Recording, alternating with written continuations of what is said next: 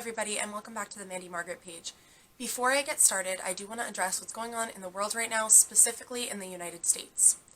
Prior to making this video, I had reached out to my friends back in early May because we started to notice that Pride events were being canceled or shifted to a virtual space. When I saw that, knowing what Pride meant to some of my friends, I wanted to hear their stories and give them a platform to share what Pride truly means to them. Since that time, it's no longer just about a pandemic, it's now about a civil uprising. It's about civil rights, unjust treatment, and inequality. Pride was a demand for rights, a demand for respect, and a demand for basic human safety. To be treated as a human is something that should not be a privilege. To be treated equally is not something to be taken lightly. And equity, when we haven't had an equal system for this long, is a demand. Last week I put out a video on Tuesday that I don't think you need to watch the video, but I encourage you to click into the description box because there's just a list of resources, books to read, movies to watch, articles to read, information that can help educate you, organizations that you can support at this time. I know that you might be overwhelmed by all of this information, and it's really important to me that we don't get lost in that feeling of being overwhelmed. Pride is a month that many people find to be the only time where they can express their true self, experience validation, community, and love. That, to me, is something I don't want us to be missing this Pride Month, but I also think it's important that we acknowledge where Pride got started. Let's talk about a brief history of Pride.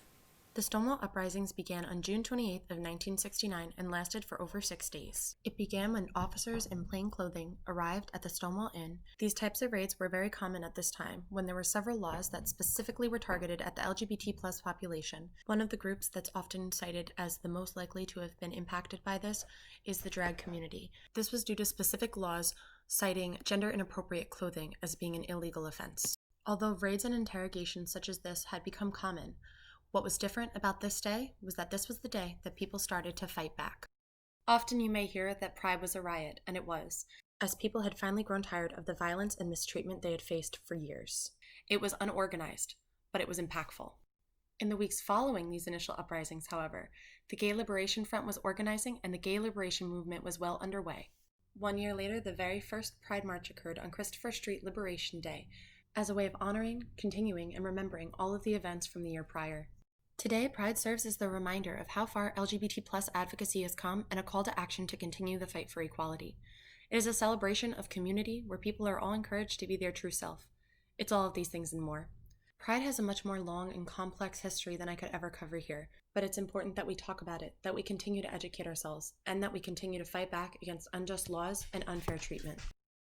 So as you can see, Pride does have its roots in human rights issues and reform. If you've watched any of my videos before, you know how strongly I feel that we need to talk directly to a community to understand what they are going through and what they're facing, and to also understand what their perspective is on Pride.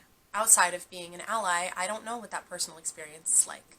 For the next couple of weeks, you will see longer versions of each of these individual interviews where we talk about things like intersectionality, coming out when you're older, how it's impacted the workplace, and what people have said that made the workplace safer. I also want to remind you that's watching that in the description box below, there are resources always. Today, the resources are centered around the LGBT movement, education, advocacy, and specific resources for those that are in the LGBT community that are also people of color. I want to remind you that the community of support is still here, even if we can't meet up physically in person. I want to remind you that this is a time for advocacy, and I want to remind you, perhaps most importantly, that you are so loved. Now I think it's time to hear from some of my friends and some of the LGBT plus community members as we talk about Pride. It's more than just a celebration of, being LGBTQIA plus, but, it reaffirms that I matter and that others matter and that we have this community that loves us, accepts us. We're welcome to be who we are. We're worthy of love, respect, acceptance, and just makes me feel happier in this world. Being happy within your own skin and to be accepted in either your biological family or how you have an adopted family. So I kind of go to them and they kind of support me, and Pride is more for me just a mutual understanding, a mutual respect of like, this is who you are, this is how you're understood in the world. Pride means being in love with yourself. It means breaking out of the boxes that people try to place you in from the time you're born, and really finding yourself and being proud of that. You define yourself. You know, it's taken me a really long time to accept myself. I don't like the word acceptance, because that means that I feel like people are worthy of accepting or rejecting me. And I've toggled with that my whole life. So it's learning to love yourself, learning to accept yourself, and your differences, celebrating yourself, celebrating differences, your flaws, turning them into your best strengths. Under, you know, the current events right now, there are so many different things that I could be proud about and that are my strength, like my color, like where I'm from, and making it your superpower and really acknowledging that, especially when people are trying to stifle that or suffocate that. I feel like that's when you should be the most proud and shout it out the loudest. And, you know, like I said, being fitting into these boxes, pride to me is feeling comfortable enough to break out of those boxes. I'm not just a lesbian, I'm not just a woman of color, I'm not just of a certain age, or I'm all of it, and I love it. And it's about being proud of that moment and being proud and celebrating yourself like that every day. Every day is pride. It's not just June. You wake up with pride. You know, it's every day. You celebrate yourself every day. So yeah. I feel like the biggest thing that pride means for me is inclusivity and love to everyone. Just allowing anyone and everyone who feels like they belong there to be there. Pride for me has definitely evolved, especially in the last few years. It was only just about a year ago that a little over a year ago, I started to come out to my family and close friends. And it was exactly a year ago that I came out publicly on social media to many more in my circle. And so pride definitely feels different for me now that, you know, I'm out as a bisexual woman. And as I'm learning what, you know, being an out person looks like, and I'm continuing to evolve my own gender, my own sexual orientation identity, as well as just my gender identity too. You know, I think a little more critically about that as well. So pride for me means that I get to participate in a different way. I participated for many years as, you know, what I thought of myself as a straight ally. And so now it's a shared history. And so I'm really trying to, you know, especially coming out in middle age is kind of interesting. And so definitely I feel in some ways I'm making up some ground to, you know, educate myself further. I thought, you know, I was pretty well versed, you know, for the average, you know, straight cisgendered white person. But I know I can continue to do more and figure out where my place is in the movement. And so, so pride definitely in this last year has completely shifted in that direction, but in a really good way. I've been attending Pride events since 2017. I've marched, and you know, it's just a great experience. Like, you know, and that we've been going to some events together, and it just makes you feel so like mushy, and like it melts your heart when people talk to you, and you just see everyone being whoever they want to be, who they are, and it's just so beautiful. Yeah, several of those, and you know, certainly it was something I was looking forward to again this year, like so many of us in the community and supporters. Of course, as we know, Pride festivals have pretty much all been canceled. We'll be moving virtually. So my community's Pride was gonna be pushed back to later in the summer, and they've come to the conclusion that they're gonna have to just flat out make it virtual. So, but I really do appreciate that, you know, there are efforts being made to still find ways for community to connect, because that's what's such a big piece of it is by going to Pride, you're with people who get it, people who you don't have to explain yourself to, people who are just so loving and excited that you're there and to be with you and to spend that time. And you get a chance too to just, I just think you see the best being brought out in people. And it's an opportunity though to continue to learn and grow and get connected. Because for some people, that's really the only time they really dip their toe in that water. Mm-hmm. And But a lot of it is also about education. When you look at a lot of communities and cities, their pride festivals aren't just one day where it's a parade and everyone's in rainbows, but there's workshops and there's marches and there's fundraisers and all sorts of support groups, all sorts of different programming. That's part of a wider calendar, essentially. And the thing is, that still can happen, even though we're virtual now. And I'm really heartened to see that that is still happening. We're still finding ways that we can stay connected and lift up voices, but also continue to challenge ourselves to do better as a community. I did go to a pride parade 2 years ago, and I went to a parade. I marched in the parade, and a couple of my adopted family went with me, and kind of just embraced of who I was for the day, and I kind of just didn't censor it and said hello to everybody. And we actually got to hand out these rainbow roses that a street vendor was giving out. So we kind of just had their masks off, and everybody was kind of just really cool about being themselves and being their authentic self that day, and nobody judged. In the recent years, I've been to a couple different prides. I went to a big, huge parade, which was amazing. And I went to the one in an area near me as well that was really good. It was smaller because it was their first year doing pride, but it was really nice. Absolutely. I've attended, where I'm originally from, Pride is a very big deal. It's one of the biggest in the world, and I always celebrated it. Since I was a teenager, I would sneak out and go to the parades, go to parties. The one cool thing about the parades are it's so big that even if it's at a party, the party takes over the entire block. The party takes over the entire street. It's overflowing with love and people that, get you. And I don't know if I can place that in any other, I don't know if I can articulate it any better, but it's being home. It feels like being home. It feels like being with people where you can let your guard down. And it's a really special feeling. It's a really special feeling. It's all love. It's all love. So yeah, parties, the parades, days of remembrance, moments of remembrance before these larger activities and events, just so that we can kind of cover the entire and pay respects to everything, not just all about the partying, and celebrating it in every way possible. It's not like all the events are being canceled. We're now going virtual, which is a new normal for all of us. So you can still go on Instagram Live all the time and see a queen. You can go watch a show. It's not really like something's changed. It's just that connection, but we can still hang out with people on all these like how we're doing right now. We can communicate through these applications. For some people, maybe this is going to be a way that they can more actively participate in pride activities depending where they live.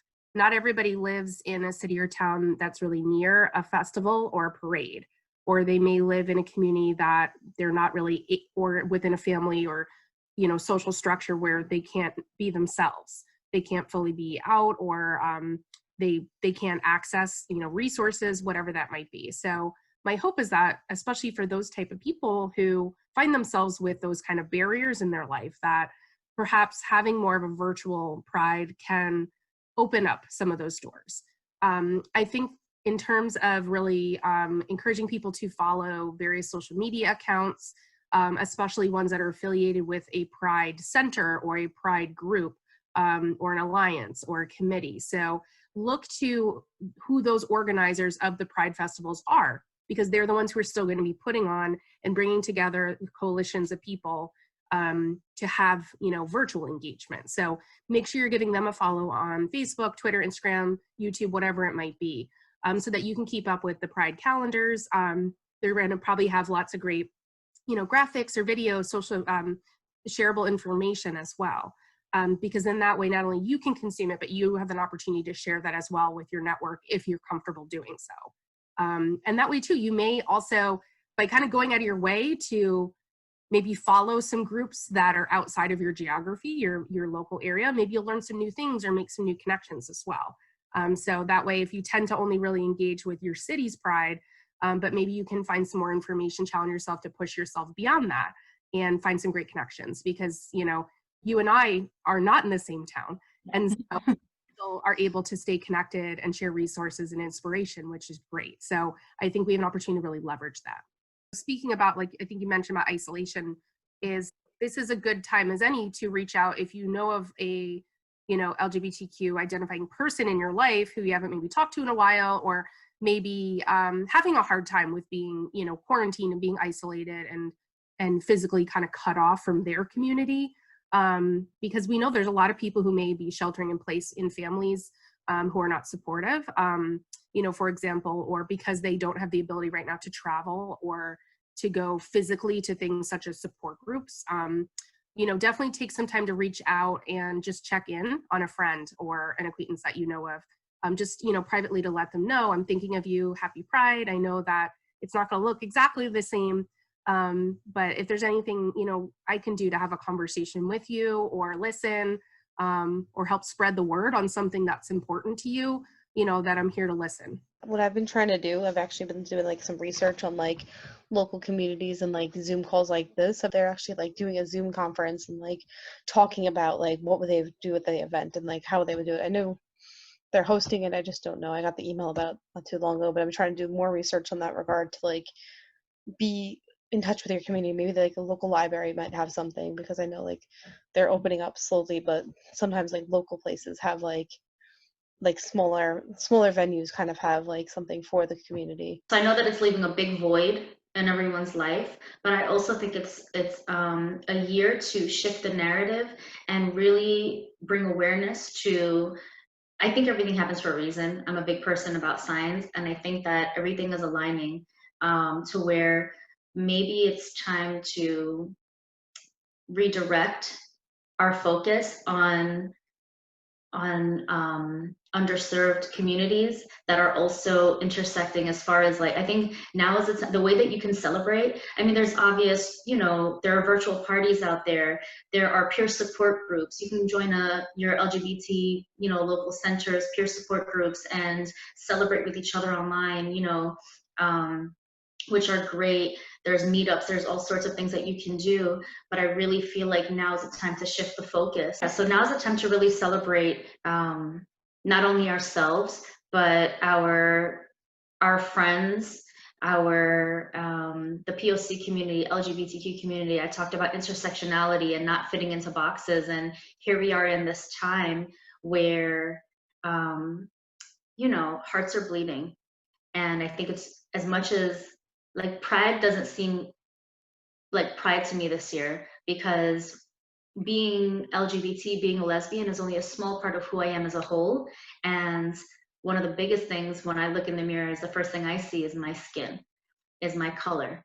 And that's just as real as my orientation. It's just as real as, and those are two things that have merged right now. And I feel like celebration will be in the theme of support. It's time for me to support my POC, LGBT, you know, transgender non-conforming communities and friends and family, and really show support in that way, in any way that I possibly can, as safe as possible, obviously, because it is a pandemic. I would feel absolutely fake as a person if I came to you during this interview and I'm like, oh yay, Pride, everything's wonderful, everything's great, let's talk about how we can celebrate, when celebration is the last thing on my mind. Right now it's about justice, it's about advocacy. To me, this year's Pride is all about advocacy. It's all about being the voice for the voiceless. It's about fighting for people, fighting for ourselves, and it's a really big human issue. It's a race issue. It's solidarity. It's about really supporting each other in the best way possible, and not just over, you know, a parade or a couple of drinks or in a bar somewhere. You know, like, these are the matters that mean the most. And it kind of brings us back to our roots with Stonewall and remembering how it came to be, and just fighting for each other. You know, we live in this culture where we've been told our entire lives we shouldn't speak about religion or politics or anything like that, and it's the exact opposite. We're supposed to be, you know, to learn and grow. This world is ever changing and ever growing, and us as people, we're evolving daily. And I feel like in order to come to a How are we truly going to understand each other if we don't ask these questions or have these conversations or really learn from one another? So advocacy, you know, and anything from advocacy to donating to any little bit possible time, just taking the time to have these conversations just mean a lot, because there's an underserved community that doesn't feel worthy, and it's a shame. Hate is spread, hate is taught, you know, and I truly feel like love can have the same effect if we do that. I feel like, honestly, as weird as it sounds, one of the best way I found the inclusivity and the love and respect in a place that isn't Pride is groups, like Facebook groups, even like certain parts of Twitter and other social medias. Is like, I'm in a lot of LGBT groups. I'm in like a specific LGBT Animal Crossing group, and everyone is so wholesome and lovely. I'm in a Discord server, and we have our own LGBT like channel for us in that server, and I love all that kind of stuff. It makes me feel a lot more included even in that virtual space.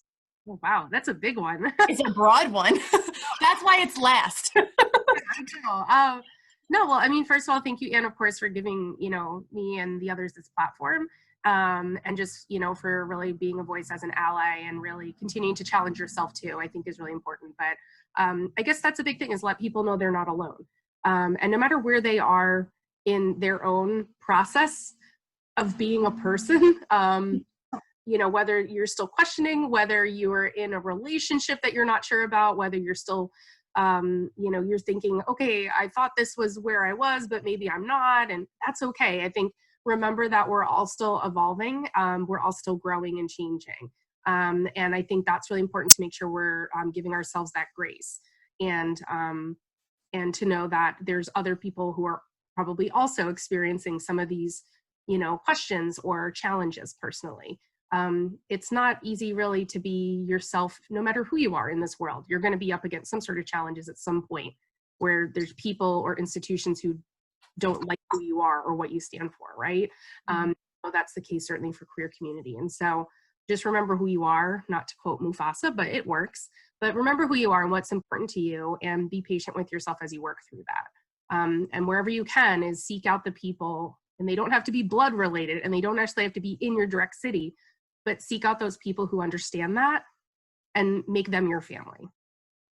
I feel like the biggest message I could put out there is just love and listen. Listen to the people around you, listen to their struggles, and love them unconditionally.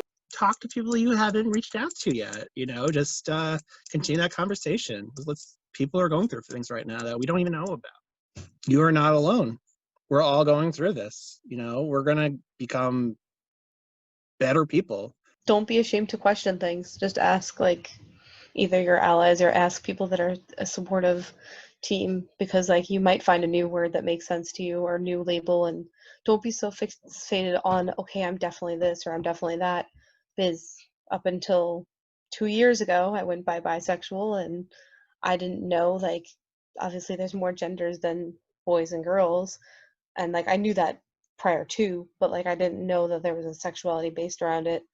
And now I identify as pansexual, because pan is the person, and you go by their personality as opposed to just one to the other. So it's not like a definitive, for lack of the pun, but there's not a definitive straight line. Just keep questioning, keep asking yourself, like, what makes me me? Don't put yourself into a box right away, because you could figure it out later. You could, like I said, I'm 26. I'm still figuring it out, and yeah, that's my final note. Just like, don't go in society's box. Like, just like go by what you feel is right at that moment, and just like go from there. Don't like pinpoint it. It's like, oh nope, now I'm this and only this. Like, I didn't know there was a word for gender fluidity, and I'm still learning. Like, it's still very confusing for me. I don't get the whole thing yet. I think the one message that I would say, especially during this time, is during Pride, we really focus on the unity, and we're all together. There's people of every color, every orientation, everything possible, right? It's a rainbow of people, and we all celebrate together for this month of June. But as soon as July comes, the flags come down, and I have to still deal with and not just, when I say I mean the POC, LGBTQ community plus community, they're still having to face the discrimination that, you know, when you're in a parade, we all pretty much gather that you're either an ally, you're in support, or you're part of the community. If I walk into the street right now, you're not going to know any of those things about me except for the fact that I'm POC. You're going to look at me and just say, she's a woman of color. You're not going to know to be my friend because I don't know that you're an ally and you don't know that I'm gay. You don't know that I'm a lesbian, you know? Mhm. So take the time and learn each other, ask questions. Really, like I said, be there for each other, celebrate the intersectionality and the diversity, and get to know one another, not just celebrating in a parade in June. Take that time afterwards and really be there for that person the way that you would have during Pride Month. Make that a year-round thing, you know, make new friends, learn each other, understand each other, and grow, and so that we can grow together as a community. Love. You are loved. That's all.